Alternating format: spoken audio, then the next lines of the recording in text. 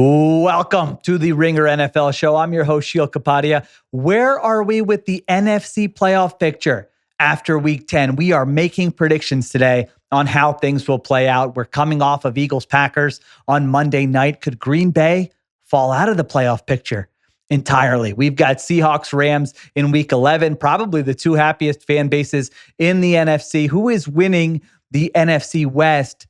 And can the Bears sneak in? Are they the sleeper team to keep an eye on? So to talk about it all, we've got the Ringer's own, my friend, Anthony Dabbundo. Let's take a break. We'll come back. We will predict how the NFC playoff picture will play out.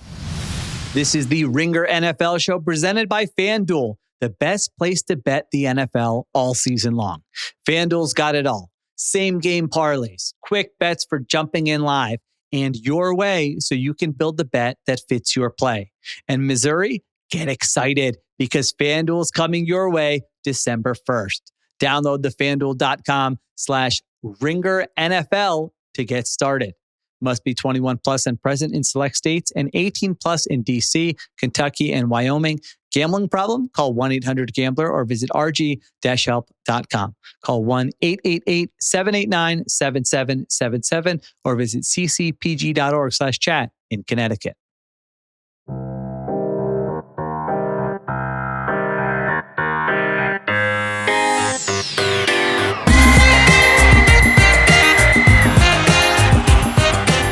All right, we are back here with Anthony Dabbundo. We are making NFC playoff predictions. So if the season started today, Dabbundo, or if the playoffs started today, here's where we would be. Eagles would be the 1 seed, Seahawks 2, Lions 3, Bucks 4. Those would be the 4 division winners. And then Rams, Bears, and Packers would be the wild card teams. 49ers would be out if the playoffs started today. And the Panthers would be out at 5-5. So let's start with the division winners. I'm going to get us started, Dabbundo. I've got the Seahawks as the 1 seed in the NFC. So wow. Let me explain. Let me give you my reasoning, and then you tell me where you're at. I think they have the best resume, and maybe at some point Sam Darnold is going to turn into a pumpkin, but I was thinking about it. Like, this is a kind of a 2-year stretch here. His teams are 21-5 with him as a starter in the regular season over the last 2 years. And this Seahawks team, they're just blowing teams out. They don't get blown out. Their only 2 losses have been by 7 points. Their defense is elite. They still get to play the Rams twice. You know, I think maybe they split those games, lose one more game. I think the Seahawks are going 13-4 and are going to be the 1 seed in the NFC. What do you got? Who is your 1 seed? Is it the Seahawks? Is it someone else? It is not Seattle. You know I love the Seahawks, but I am one of those sickos. So I found a sicko website, playoffpredictors.com, where you can pick every single game for the rest of the season. Oh my God. And if you do that, and I did that, I actually had a 3-way tie for the 1 seed in the NFC. Wow. And on tiebreakers, the winner of that tiebreak was the Philadelphia Eagles. And I honestly don't trust them. I mean, we could get into Who were the Philly. other 2 teams? Who were the other 2 teams? The Rams and the Seahawks. Okay. Rams, but because Seahawks, the and Seahawks Eagles. would lose the tiebreaker in the division, then as a result, they would not get it. I believe based on the playoffpredictors.com. If they're wrong, blame them, not me. But yeah, I don't think you trust the Eagles. I don't think I trust the Eagles. I don't think most of the city of Philadelphia trust the Eagles. But at some point, it does feel like Fangio's put this defense back together, and they're now healthier on defense with the return of Dean, with the return of Nolan Smith, getting Jalen Phillips in the trade, who made some big plays last night in the win against the Packers. And they're not going to have to go to war with the Rams and the Seahawks twice. Like, those 2 teams have 2 games on each other's schedule. But the most likely outcome is that they'll split them. But Philly kind of gets to coast by. I think they're going to beat Detroit on Sunday, so that kind of gets into this. But yeah, still don't trust him. Highest 3-and-out rate basically in the league. So I'm sitting here like, oh man, this could go south quickly. Like, we've seen this movie before. But at some point, you trust them, and I trust them on special teams more. I feel like Rams special teams will still have something to say this season. So the thing about the Eagles, and I was, as I was diving into all this stuff today, preparing for this episode, I'm with you. You kind of watch them and you're like, you watch that offensive performance Monday night and throughout the season, and you go, I don't know about that. And then you look at some of the stuff we like to look at. 1-score games, they're 6-1, which is by far the best record, the most wins by any team in 1-score games this season. But then you look at the schedule they faced so far, Dabbundo. It's been the hardest schedule in the NFL, according to Unpredictable. I don't go on the dark webs like you do. I don't playoff predict. This is listeners, you can go to Unpredictable. It's a valid site. Don't go down the rabbit hole wherever Dabbundo's ending up picking every game the rest of the season. But Unpredictable, I have the same tab open. Unpredictable is one of my favorite sites. Yeah, it's a great site. It just looks at the betting markets and it tells you based on that who has the hardest strength of schedule. And so you look at that and you go, well, their point differential, maybe that explains why it's not great. Maybe that explains why they've played 1-score games. They've beaten the Chiefs. They've beaten the Rams. They've beaten the Bucks. They've beaten the Packers. So like they have some nice wins on their resume where they're kind of in this in-between state where, I'm not sure. I have them in the mix. I do have them winning the NFC East. Obviously, that's a wrap. I think they can win 12-ish games, maybe 13 games. So I've actually got the Eagles as my 2 seed behind the Seahawks. I've got the Lions as my 3 seed, and I've got the Bucks as my 4 seed. Where are we aligned? Where are we different with the division winners and the seeding for those 4? So you're not a member of the Ramily? I was totally on the fence, Rams or Seahawks. I'll be honest. I struggled with that one basically up until, the minute I had to decide there. Do you have the Rams over the Seahawks? I mean, you can make a case, and I feel like it's flown under the radar, but so the Rams started last year 1-4. Then they won 9 of their next 11 games, rested in week 18. So that's 9-2 to end the regular season in games that they actually tried to win. And this year they're 7-2. So that's 16-4. And if you think about those 2 losses, it is kind of funny looking back. Like they had the 20-point lead on Philly that they blew in the second half with 2 blocked field goals and hilarious special teams and some bizarre stuff that occurred in the second half of that game. But really, I think most of us came away feeling like, the Rams were probably the better team on the day, just didn't quite come away with the win. And then the 49ers game, they had the ball inside the 5-yard line. Kyron Williams coughs it up. That cost them a win there. So the Rams don't have a single game this year. If anything, you could say maybe their worst game was in Indy when they only won the game because A.D. Mitchell fumbled the ball on the goal line. But the Rams have been incredibly dominant. And this offense, since they've sorted out their red zone issues that they had early in the season, has been supernova-like. Like it's Colts, Rams, and Chiefs. Like those are the 3 top offenses since week 4, week 3, when the Rams sorted out their issues there. And so I don't trust their special teams, but I certainly think that the way that they're calling offense, they've unleashed Stafford more than usual this year, less running, more passing. I love what I'm seeing from the Rams. And I think they're going to just barely edge out Seattle for that division. But it really, could go either way. Yeah, they're slight favorites there in the NFC West. Obviously, huge matchup coming up this weekend. That's going to be so much. I feel like it's the most trustworthy and reliable offense in the NFL. Like I would, if there's a game where all of a sudden you say, wow, that other team got them with this wrinkle or this gameplay, it just feels like that's not going to happen. They've seen too much. Stafford, McVay, I got this little nerd spreadsheet up, Dabbundo. You probably have something similar where it goes through like all the stats, and the Rams, it's just every offensive category is green. There's nothing that they don't do. They can run the ball. They can create explosive plays. You can count on Stafford. You got Puka Nacua and Devontae Adams. So yeah, it is just a very trustworthy, reliable offense. And it wouldn't surprise me at all if they ended up being the 1 seed. They get the Seahawks twice, like you mentioned. They get the Bucks. They get the Lions. I think they're a 12 or 13 win. I wrote down for Seahawks, Eagles, Lions, and Rams, like 12 or 13 wins. I think all those teams have a legit chance to get there. What I like about the Rams, and you felt this watching Monday night, it almost felt like, and I know we all talked about Arjuna, like knowing the play. There was the famous clip that came out today, the viral clip of him yelling out what Green Bay was going to run on 4th and 1. Yeah. You got the sense from Green Bay and Philly that there was a staleness and a predictability to those offenses where Green Bay, guess what? It's 2nd and 9. I wonder what you're going to call here. Oh, handoff for one yard. Okay. 3rd and 8. And then for Philly, it felt like Green Bay had the playbook. They were on everything the Eagles wanted to do. They were sitting on all the routes. They had all the play actions that the Eagles tried to run snuffed out. The run game for Philly was unimaginative. So like those 2 offenses, you're looking around like, is anything going on? Like, do they practice? Do they have any new wrinkles? the Rams have been so different this year. They've run this 3 tight ends. Again, they've been using the passing game a lot more. getting away from just the early down runs that kind of define the last couple of years of their offense. So, I mean, I think that they're more multiple than these other offenses. And we'll get to Detroit in a second, I guess, but they're another interesting team as Dan Campbell is now the new offensive coordinator of the Detroit Lions. Yeah, let's get to him right now. He's their new play caller. They've got the 5th hardest remaining schedule. They've only played one game decided by 7 points or fewer. I don't remember seeing that with a team this late in the season where it's like either they're blowing teams out or they're getting blown out. They got blown out by the Packers and the Chiefs. I still am trusting the Lions to be a very good team and win that I would be very surprised if they didn't win that division. So I've got them as the 3 seed. So you're off Packers Island. Yeah. Do you have the Packers? Give me your other your division winner for the NFC North. I can't quit the cheese, Sheil. I can't do it. Wow, you're sticking with them. Like your old pal Solak. I can't quit the cheese. I'm still holding the last life raft on the island. Everybody else has sailed away, including yourself, apparently. We got this over that we did preseason. We both put our cheese heads on, or at least you did. I didn't have one. And I'm sitting here and I'm annoyed, quite frankly. Like this, they're wasting an incredible defense that Jeff Hafley's put together.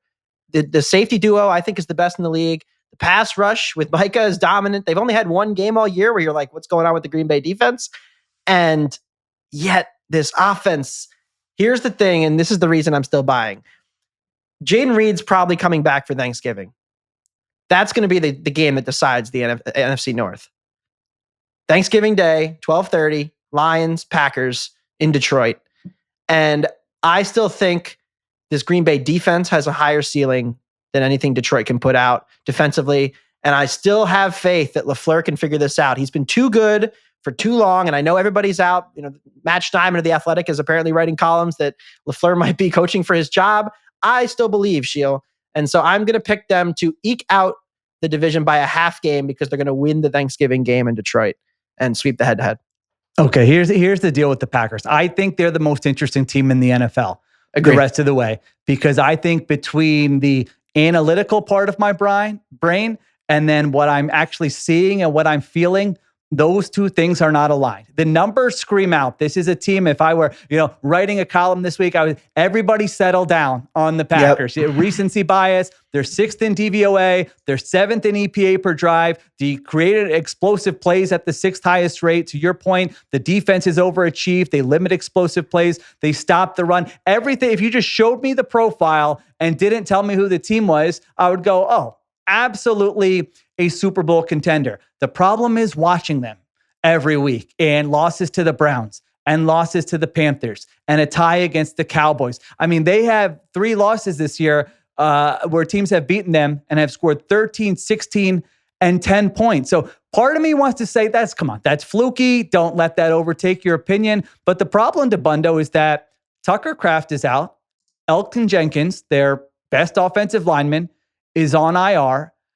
And so now I don't know that they're going to be the same team the rest of the way. I really think the rest of this season is going to tell us, what do you actually have in this combination, this battery of Matt LaFleur and Jordan Love, which I have really liked for a long time and thought it's just a matter of time until they break through and are playing in a Super Bowl. I thought maybe it would be this year. Do you have kind of the stomach? Do you have the resilience to weather this adversity, these injuries, and come out the other side and be the NFC North champs or make some noise in the play? I don't have a strong answer to that. My gut kind of is telling me, I don't know. This could go either way, but you're sort of trusting the analytical part of this and saying, everyone settle down. They're still winning the division. I mean, you could even go to last night. I mean, that was still a coin flip game. I know they lost. Right. But it wasn't like they were, not competitive with the Eagles last night in a game that was pretty bad from both teams offensively, and neither offense did much. The Eagles hit the one big play, and Green Bay had some just disastrous plays inside the 40-yard line that, the penalty gets called back. They would have been in the red zone there. They had the fumble right before halftime, little dumb things. And that's what makes this team so annoying. Like you said, like I said earlier, with the staleness, with the frustrations of this offense, just kind of looking a little too predictable, too many runs. I mean, maybe the loss of Jenkins, and I'm not saying they're going to be better, but sometimes when a team is forced to get creative and forced to change up their their strategy because of injuries, you end up finding something better or something that works. And I know that Kraft is a real loss for this team, but really you could also make the claim that since Reed went out in that week 2 game against the Commanders, this offense hasn't been ticking at the same level either. So I think him coming back, Watson another week or 2, continuing to come back from his ACL, like maybe they can put this together. But there isn't enough difference makers in this offense right now. Yeah, it looked like that. All right, so before we take a break, I've got Seahawks 1, Eagles 2, Lions 3, Bucks 4. Give me a reminder on your 4. You got 2 different teams than I do. Eagles 1, the Ram Elite 2, Green Bay, can't quit the cheese 3, Tampa Bay 4. Yeah, it feels like the Bucks are locked into 4 with, maybe 10 or 11 wins winning that division. All right, let's take a break. Let's come back. Let's talk about who we have in the wild card spots. This episode is brought to you by State Farm. Having insurance isn't the same as having State Farm. It's like needing the protection of an offensive guard on the football field, but getting an elementary school crossing guard. Sure, they're both guards, but you can only trust one to keep your quarterback safe when the game is on the line. So don't settle for just any insurance when there's State Farm. Like a good neighbor, State Farm is there. All right, we are back here on the Ringer NFL show. So we've got 2 different teams there with the division winners, Dabbundo. I've got for my wild card teams, the Rams. You've got them winning the division. I've got the 49ers as the 6th seed, and I've got the Packers still getting in, but kind of barely, as the 7th seed. Who are your 3 wild card teams? And then we'll talk about them. Before we get into the wild card, we need to pour one out for Baker Mayfield MVP campaign, weeks 1 to 7. That has come crashing down to earth. I think Dak Prescott too. Anyone else? Dak Prescott. Who else do we have? That might be it. Jordan Love. Jordan Love was getting some stealth Could case. Be. Yeah. I think he might be dead. Jalen Hurts, even if the Eagles get the 1 seed, I think is dead. There was some people making outside cases for him if like the Eagles went on a big run in the second half because he had the couple big games in a row, but not buying that one. Yeah. I don't know. The other big question is, will the Bucks replace the AFC South champion in the Shakey's game this year? Or is it just going to be the Colts?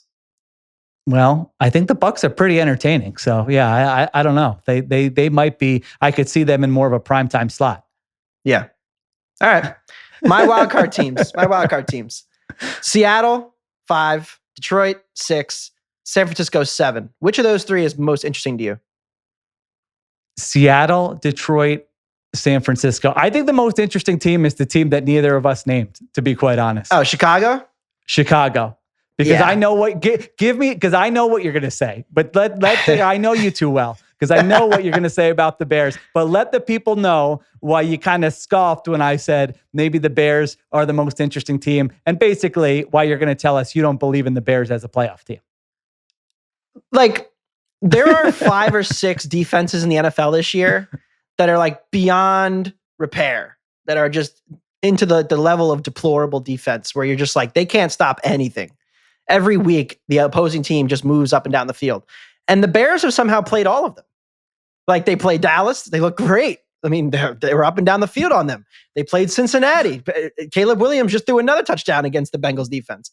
They got to play the Giants, who haven't been able to stop anybody, especially in the fourth quarters of games. And the Giants, they up and down the field in that fourth quarter.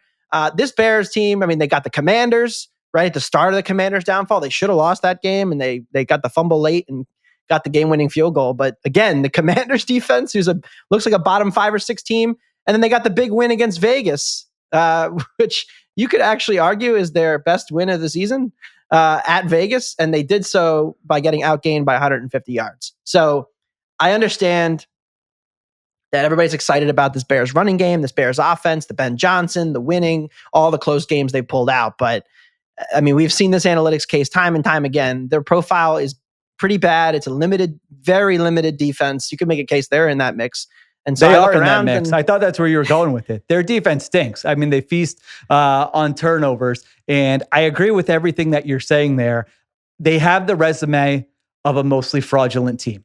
You alluded to this, but their turnover EPA is the highest for any team through 10 weeks in the last 5 seasons. So they are feasting on turnovers. They're 4-1 in 1-score games. They've had the 6th easiest schedule, and they're 25th in DVOA. Everything about him says this is going to come crashing down the rest of the way.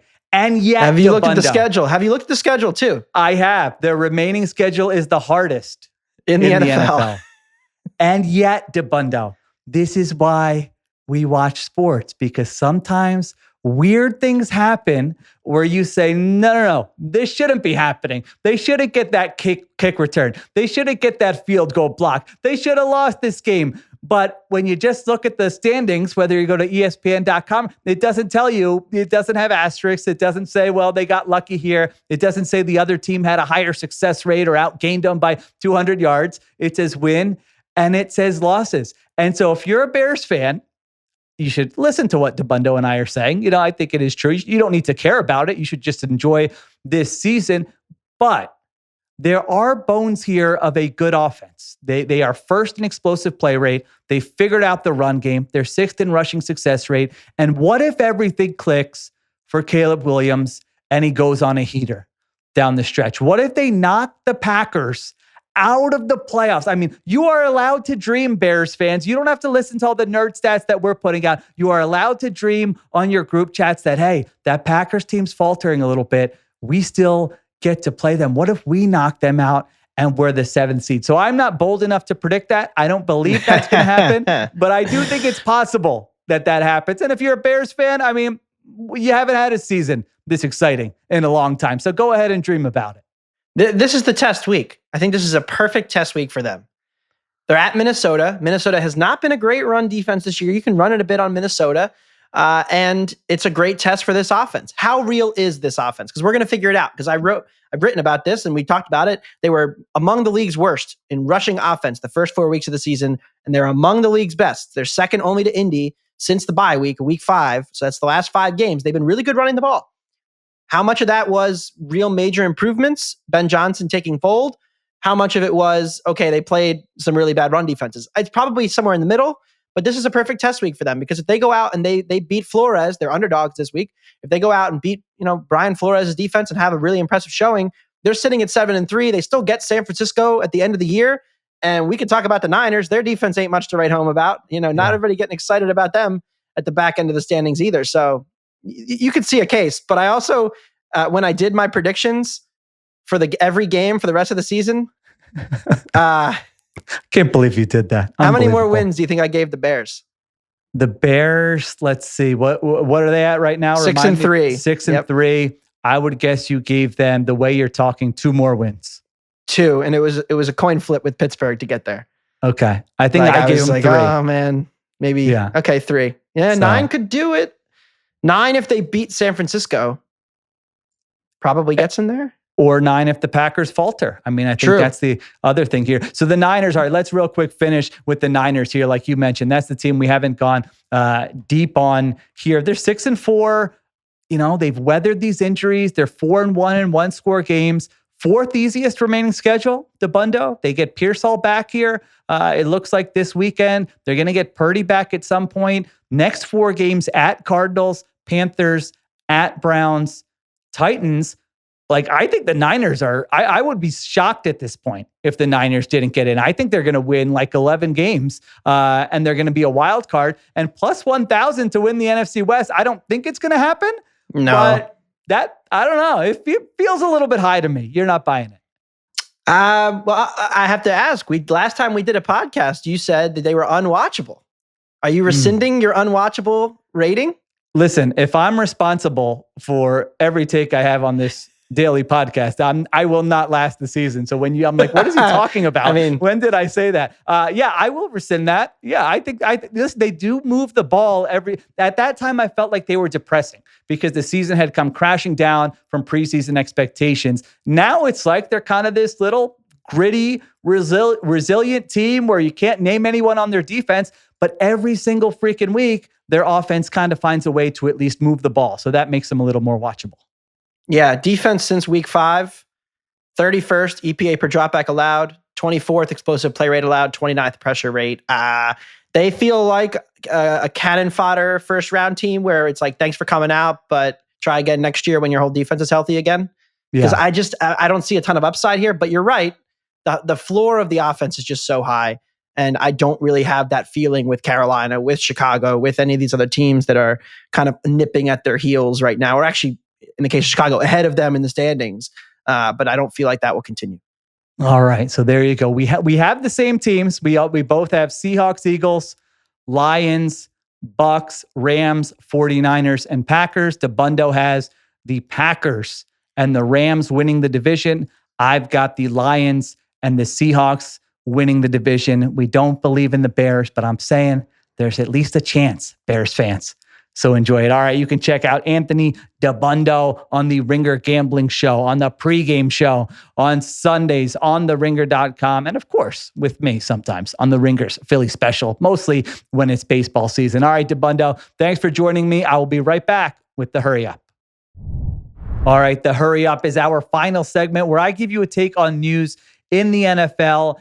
And we got bad news Tuesday with the Jaguars announcing that rookie Travis Hunter will miss the rest of the season as he undergoes knee surgery. So Hunter's rookie season ends 305 snaps on offense, 154 snaps on defense. He had 28 catches for 298 yards and a touchdown as a wide receiver and didn't really make that much of an impact on defense. So now I'm wondering, how does this play out with him when he returns next season? I've said all along, I don't trust the Jaguars to have a good plan for him. They, their GM, James Gladstone, gave that whole ridiculous speech when Hunter was drafted about he's changing the game of football, and the rehearsed speech rubbed me the wrong way. They traded away the 2026 first-round pick, and now they're pretty much back where they started, 5-4, stuck in mediocrity.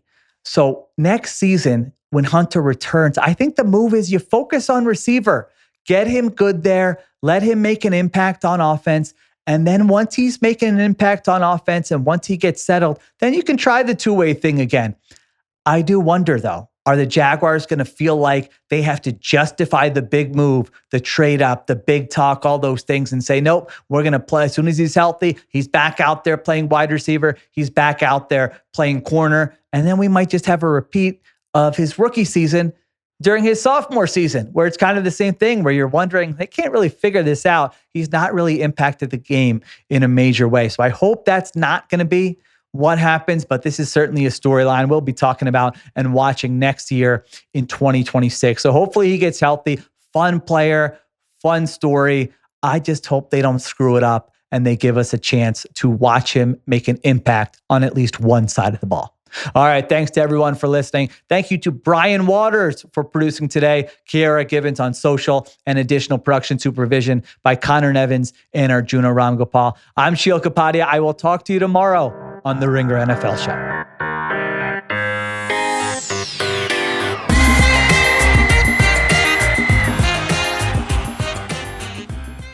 Must be 21 plus and present in select states. For Kansas, in affiliation with Kansas Star Casino. Or 18 plus and present in D.C., Kentucky, or Wyoming. Gambling problem? Call 1-800-GAMBLER or visit rg-help.com. Call 1-888-789-7777 or visit ccpg.org/chat in Connecticut or visit mdgamblinghelp.org in Maryland. Hope is here. Visit gamblinghelplinema.org or call 800-327-5050 for 24/7 support in Massachusetts or call 1-877-8-HOPE-NY or text HOPE-NY in New York.